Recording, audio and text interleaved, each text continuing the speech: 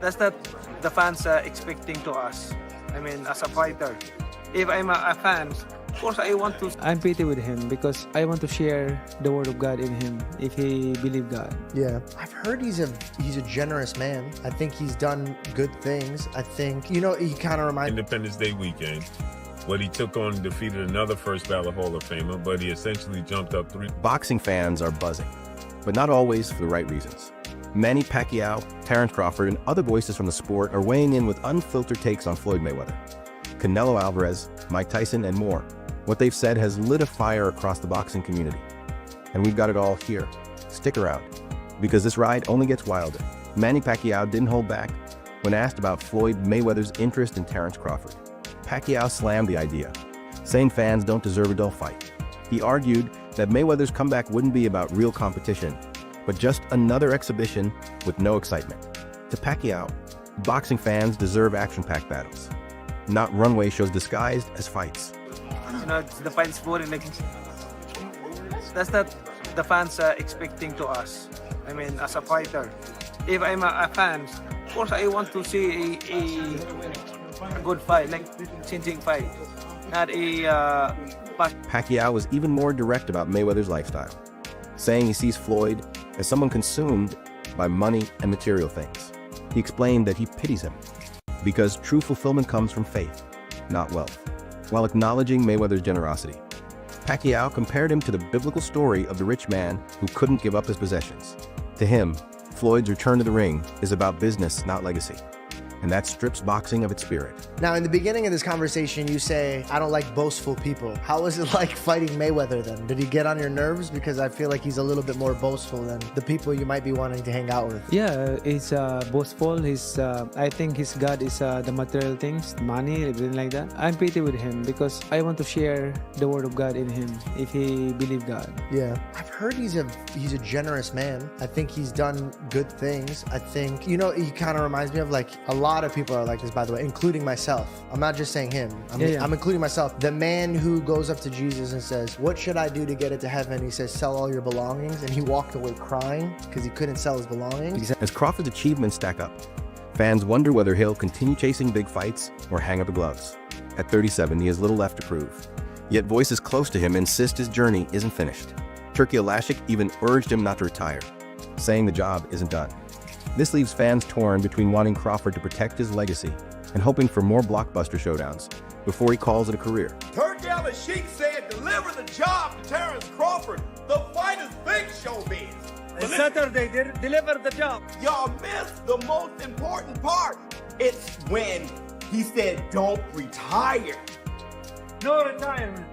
This is what you guys are missing. Turkey Alashik was trying to say, return the favor. You must return it, yeah. Bud interrupted him by saying the job ain't done, which prompted Turkey Alashik to say, yeah, deliver the job. But that's not what he was on. He was on the first part, return the favor. But Turkey, in a second thought, he goes back to Bud and he says, and don't retire. No retirement. That's what Turkey meant when he was trying to say, return the favor. I did this for you. You got this big fight, but don't retire. Return the favor. Terence Crawford spoke with respect about Manny Pacquiao, calling him one of a kind. Crawford praised Pacquiao's ability to conquer weight divisions and beat bigger opponents in a way no one else could. He believes Manny's career stands alone as an unrepeatable chapter in boxing history. Man, a generational, talented fighter. Like, he's accomplished what no other fighter is ever going to accomplish. Trainer Greg Hackett described Crawford's dismantling of Canelo as a changing of the guard. In his words, Canelo was the shark and wolf of boxing, and Crawford slayed them both. That makes him the predator at the top of the sport, leaving the question, who's left for him to face? Hackett suggested Crawford could even walk away from boxing now, as he has little left to prove. For fans, it sparks debates about whether we'll see him in another super fight or if he exits at his peak. Because you got to remember, Canelo is the guy right now in the sport that's supposed to be the man, big bad wolf. You beat him, you the wolf. Now it's like, you know what I mean? Like, all right, who else I'm gonna fight? You beat the shark, you beat the wolf. Damn. Like, you know what I mean? Ain't no more ops out there. It's ops out there, but who gonna make them really want to get up? That's the Shit question. gotta make sense. That's Like you said, you be the shark and then you be the wolf. yeah. But there's the monster. Yeah, it is, but that's like a real monster. Bro, that's to me it don't make sense. But that's really what a monster. yo, is that proof? All right, we got the legendary Pape in the building. Legend. But what makes sense? Like, what makes the most sense? I know you said get a line of suits, Brooks Brothers. Yeah, You know what I'm saying? Your line shoes get your money, man. Go ahead and get the easy money. You ain't gotta sweat no more. What's up, Not saying you ain't gotta work, you ain't gotta sweat. He's paved the career where he could sit down at a table and get this money.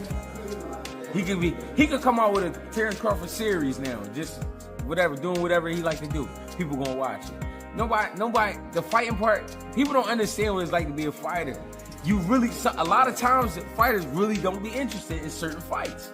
It's cause when a guy see himself up here and then fighting a guy down here, it don't interest him. So therefore, when he train, he not gonna really train. He gonna train, but he not gonna train. He not gonna listen. He gonna feel like his coach taking it too serious, and he be like, man, this ain't even that.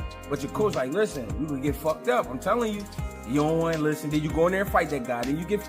I seen it happen. UFC great Daniel Cormier chimed in on Ilia Tapiria's call-out of Crawford. While he praised Tapiria's rise in MMA, Cormier made it clear Crawford is in a league of his own. He compared it to when McGregor fought Mayweather. Fans hyped it, but deep down, they knew the boxer had the edge. Cormier's respect highlights Crawford's influence beyond boxing. His dominance is recognized across combat sports, showing why many still call him the best fighter alive today. To knock Terence Crawford out, no chance. If I had to bet Ilia Topuria versus Terence Crawford, I'm betting Terence Crawford. I mean, he's the best boxer in the world, and this is what he does, and he's done his entire life. But we also knew that about Conor McGregor and Floyd Mayweather. We knew, right, deep down, that Conor McGregor was not going to knock out Floyd Mayweather.